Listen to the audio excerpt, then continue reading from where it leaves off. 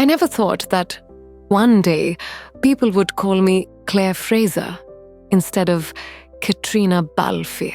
When I stepped into the world of cinema, I was an Irish girl wandering the fashion runways of Europe. Modeling was a profession that allowed me to see the world, but deep down, I always knew that what I longed for was to act. To tell a story not just through my eyes, but with my whole heart. Then Outlander came like a destiny. When I read the first lines about Claire, I saw a part of myself in her. A strong, intelligent, sometimes stubborn woman, but always living with passion and empathy. Claire is a woman who doesn't belong to one era. Just like me, the first scene between me and Sam Haugan, who would become Jamie Fraser, and more than that, a lifelong confidant, is still vivid in my memory. In the rain-soaked forests of Scotland, I shivered from the cold and from emotion. We knew this wasn't just a role. It was a journey. But then coming into the spotlight also meant getting closer to heartbreak. Rumors started to appear that Sam and I were dating, that I was abandoning my personal life to chase the limelight, that I wasn't being true to myself. There were nights I cried, not because I did anything wrong, but because people always wanted to twist the truth into a sensational story. I'm a woman, not a tabloid, but I chose to remain silent and live authentically in the cozy little house with the husband I love. I learned to keep peace for myself. Home is where I can be Caitriona, not Claire. And the friendship with Sam, it's a gift. We've been there for each other during tiring scenes, long trips, and even when life off-screen made me falter. Sam is not just a co-star, he is someone who understands that behind Claire's eyes is the heart of Caitriona, who is still learning to balance between the public and herself. We are not in love as people rumored, but we cherish each other as people who have gone through another world together, the world of Outlander. Claire Fraser has changed me. She taught me to love myself more, to forgive myself, and to believe that a woman can be a lover, a mother, a friend, and a warrior all at the same time. I am Caitriona Balfe. I used to be a model. Now I'm an actress. And above all, I am a woman who has found her voice through a fictional character, but one that is real in the hearts of millions. Thank you, Claire. Thank you, Sam. Thank you to the audience. And thank you to myself for not giving up. I often wonder how different my life would be if I hadn't accepted the role in Outlander. At the time, I was a model who had left the catwalk with a vague aspiration to live through roles. But perhaps deep down, I didn't really believe I could. I'd failed auditions, been rejected, not only for my ability, but sometimes just because my face didn't fit the director's vision. Then one day, Claire Fraser entered my life, like a quiet ray of light. I don't know why, but from the first time I read the script, I saw myself in her. A woman who refuses to succumb to fate, who dares to love, dares to live, dares to go against the flow of time, just to be herself. The early days of filming in Scotland, cold, wet, and also very lonely. The first time I put on Claire's 18th century dress, I was no longer Caitriona. I stood in the middle of the forest, hearing the sound of horses, the sound of rain, and the gaze of Sam, Jamie Fraser, the man who would accompany me, not only in the film, but for many years to come, as an indispensable part of my life. I remember the first time we looked at each other during a scene. We didn't say anything. But that look, as if we had lived there since a previous life. And then, Outlander exploded. The whole world knew me. But the price was not small. Tabloid articles, jealous tweets, malicious rumors. People linked me with Sam. They created a love story that I never lived. They wrote about me as if I were a different character, a distorted version. Once I read a headline, Caitriona hiding her husband to be with Sam, I laughed, a bitter laugh. I wanted to scream that I am still me. I have a home, a husband, and a life that no one sees on screen. I once thought about speaking out, but then I understood. The truth doesn't need to be proven, just lived. Family is what anchors me from the storm of fame. My husband is a quiet man. He doesn't like noise, doesn't want to appear on the red carpet. But he is always there for me when I return after long days of filming. We learn to live with two worlds. A brilliant world of Claire and Jamie, and a silent world of husband and wife, dinner together, and afternoons reading books together. And Sam Hoogan, our friendship, is a miracle. No one understands it except us. We used to argue, used to not talk for a few days because of disagreements on set. But then, he's always the first to send a message. Are you okay? Sam has never let me fall alone. We don't love each other like the newspapers claim. But I know, if one day I fall into darkness, he will be the one to find me with light. Claire Fraser taught me courage. Through each season, Claire grows, and so do I. I learn to love myself, forgive mistakes, and accept the dark areas in my soul. Perhaps the role not only helped me succeed, it helps me understand myself. Every scratch, every glory, every tear. I still remember the first time I stepped onto the Golden Globe red carpet. Couture dress cameras flashing my name, echoing from everywhere. But in my heart there was nothing but overwhelm and a fear, do I deserve this? Fame arrived like a tsunami. Beautiful, fierce, and sweeping away the little things I used to love, an anonymous morning walk. Reading a book in a cafe without being photographed. A rainy afternoon with my husband without being rumored to be breaking up, just because we weren't holding hands. Fans. They came from everywhere, in every language, for every reason. And many made me cry. Some said that Claire helped them overcome cancer because she fought with the same belief as they did. Some lost their husbands and saw the image of their loved one in Jamie's eyes for Claire. I once bowed my head and apologized to a woman just because I couldn't hug her as long as she wanted. Fans are not just viewers. They are a part of my heart. And behind the camera is another world, a truer world, sometimes more painful.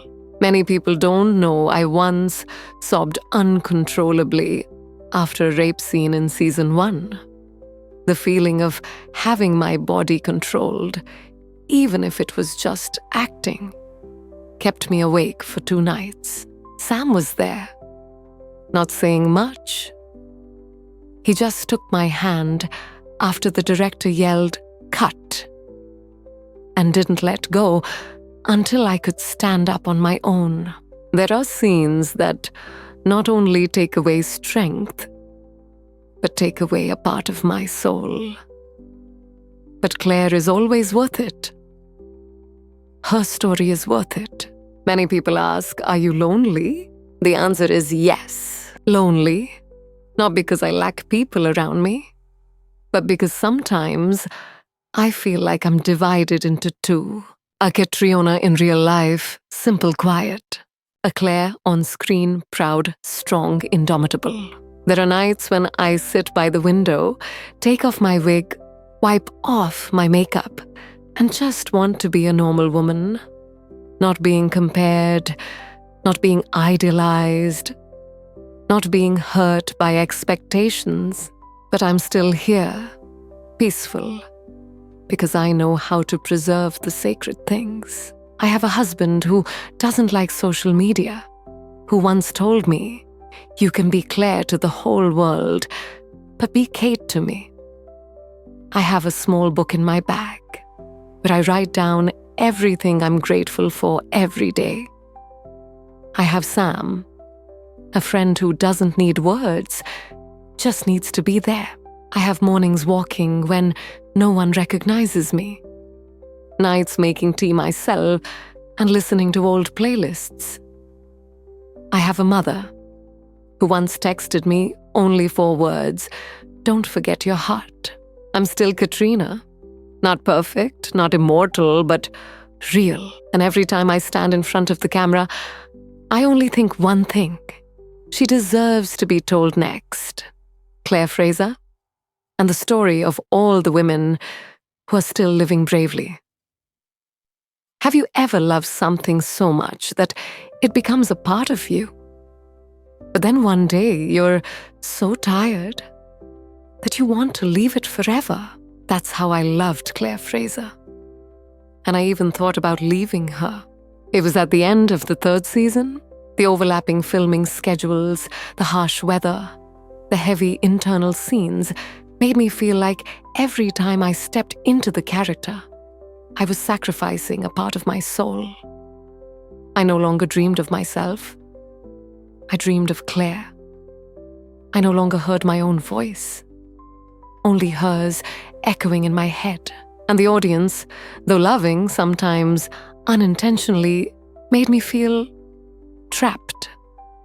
Letters of reproach, because Claire didn't behave as expected, comments, criticizing me for not being as passionate with Sam as before. They forgot that I was just a person telling the character's story, not the character herself. I once burst into tears in the makeup room. I once thought about calling my manager and saying, "I need to stop." But then an email arrived. A woman from Canada wrote to me. She had gone through a broken marriage and lost her only child to a terminal illness. She no longer wanted to live until she happened to watch Outlander. She said, "Claire is not just a character. She's the one who held me back when I stood on the railing, because if she can endure it all, then I can live another day." I sat in silence. No line in the movie could be more powerful than that.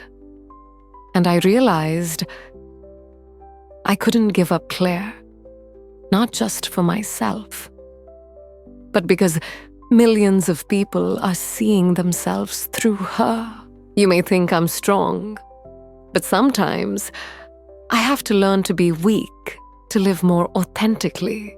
I learned to ask for time off from filming to go home early, just to hug my husband and be silent, turn off my phone for 3 days, withdraw from social media, not read a single comment, see a therapist, to relearn how to separate between the role and me. Then one morning, I woke up in Scotland. The weather was foggy. The birds sang very softly. I stood looking at my reflection in the mirror, and for the first time in months, I smiled genuinely. Claire was no longer swallowing me whole. She was living beside me. Like a friend, I didn't give up. Not because of the contract or the fame. I didn't give up because I knew when a woman dares to live with her weakness, that is the highest strength. And Sam was still there. He said something I will always remember. "If you need to disappear for a while, I'll film that scene alone. But if you come back, I'll wait. No rush. Friendship doesn't need too many words. Just a place to breathe. And a hand reaching out at the right time. I once wanted to give up Claire Fraser. But in the end, I chose to live with her. On the condition, I had to be myself first. I am no longer the trembling girl who went to the casting call years ago. I am the woman who dared to stand before the abyss of exhaustion and step back. I'm still Caitriona, and I'm still in love with Claire. A slower, more understanding love, like real love in life. I used to think that the stage light was everything, that living in a vibrant character like Claire Fraser was the pinnacle of an acting career. But then one day, I found myself standing on set, the lights shining down my co-stars acting, and I just wanted to grab the camera. I wanted to be behind the scenes, not just acting, but telling the story. I want to tell the stories I once wished someone had told me. Not about superheroes, not about perfect stories, but about the everyday woman, broken, fierce, vulnerable, bold. I want to tell about a single mother in Ireland who dares to go back to university at 45, an elderly woman with memory loss, who still gets up every morning to make tea for her deceased husband, a Syrian refugee girl who performs ballet for the first time in London. I want to tell about real life, unvarnished, unfiltered. I don't just want to be an actress, I want to be a storyteller. During the filming of Outlander, I secretly took notes, learned how a film crew operates, and sat for hours with the writers just to understand how they write. I asked about lighting techniques. I listened to the director's silences when deciding keep or cut a scene. And then I started writing. Small ideas, page after page of scripts. I once sent a short film script to a small film festival in Spain. They didn't know I was Caitriona Balfe. They just saw the story. And they chose it. For the first time, I was recognized, not for my face, but for my voice. When Outlander ends, I'm not afraid of the void. I'm not someone who clings to past glories. I know that journey was beautiful, but I also know when to close a chapter to write a new one. I will act, but maybe not in big films. Maybe in independent films that say little but hurt to the bone. I will direct, maybe a first short film about my mother, about my homeland, about memories that no one bothers to tell. I will produce. Not for money, but so that new, special, non-mainstream voices can be raised. I want to give an opportunity to some Irish girl like me years ago, standing in front of the camera and not knowing where to start, to get started. And if one day you see me, not appearing in front of the camera as much anymore, know that I have not disappeared.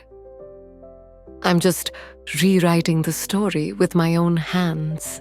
I was Claire, the extraordinary woman who transcended time.